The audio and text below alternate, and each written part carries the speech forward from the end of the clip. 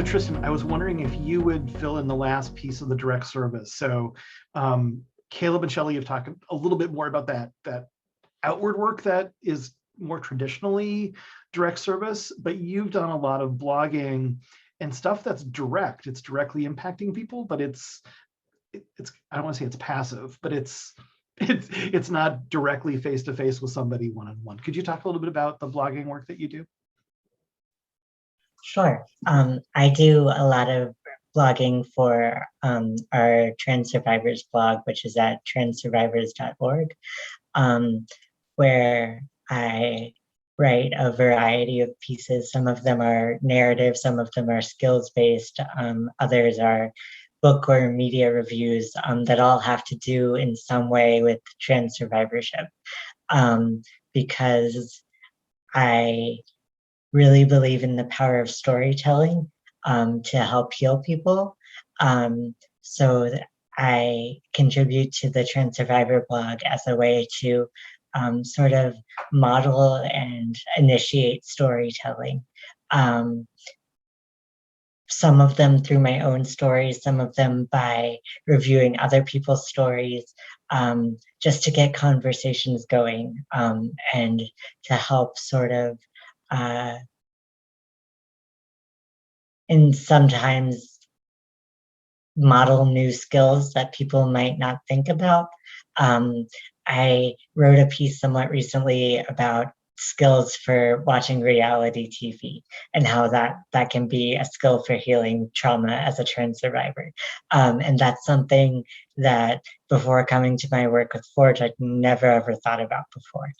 So I really like to take a creative and thoughtful edge to sort of every aspect of my life and think about how it relates to other people's lives, and then put it out there as opportunities for healing for other people, just to show that we're not alone, and to get conversations and storytelling going.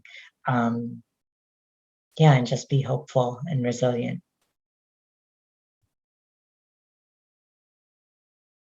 So Loree, do you want to add anything more to the direct service work that we do? I know you are also an active blogger on the Trans Survivors blog, mostly about all the books that you get to read, which is probably a perk.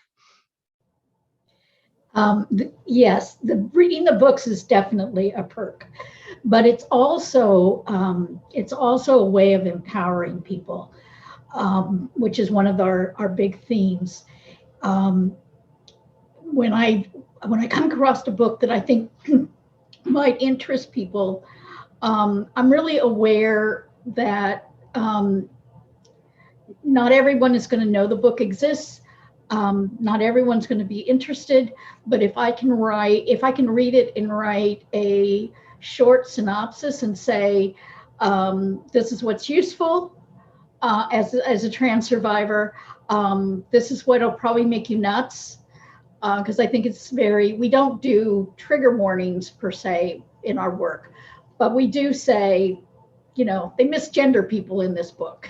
be aware of that. So we try to, and the reason I say that's empowerment is it lets people know this could be a tool for you, and here's what to think about when you assess whether it's a good tool for you or not. And so that's empowerment.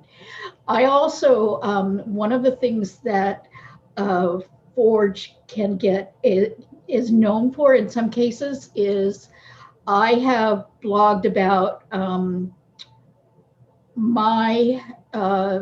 what growing up meant for me and what kind of traumas it caused and how I was still trying to deal with some of those traumas.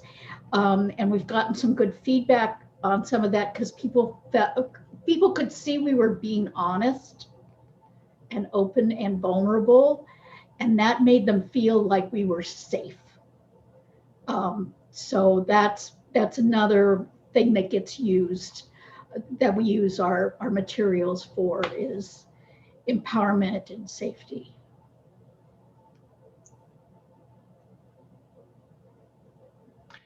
And I think, Loree, what you just mentioned about empowerment and sharing personal narratives, and Tristen mentioned personal narratives in some of the blog posts, is that a lot of organizations really want their staff to be, this is my work life, this is my personal life, and not recognizing that the majority of us that work in victim services are oftentimes survivors and, employees and workers.